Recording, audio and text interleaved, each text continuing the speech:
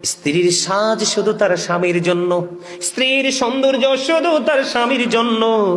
আমি আজকে বলে যাই বড়রাই কাঞ্চনপুরের মা বোনদেরকে, মা গো, যদি স্বামী বাংলাদেশে কোনো ভিআইপি জব করে, তোমার কাছে নাই, তুমি সাজগোজ করিও না, সুন্দর কোনো জামা পরিও না, যদিও পড়ো তুমি আউটসাইডে যাইও না, কোনো পুরুষ তোমার দিকে যেন কোন নজর দিতে না পারে। স্বামী যখন গড়ে আসবে, স্বামী আসার আগে, স্বামীকে রিসিভ করার আগে সুন্দর জামা পরো, সুন্দর শাড়ি পরো, সুন্দর করে সেজে গোজে।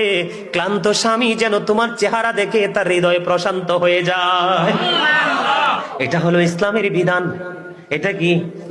তুমি অন্যকে দেখানোর জন্য সাজগোজ করিও না।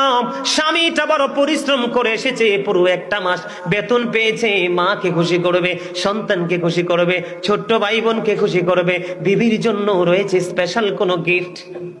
তুমি তোমার বিবি, ও বোন, ও আমার মা, যারা বিবাহিত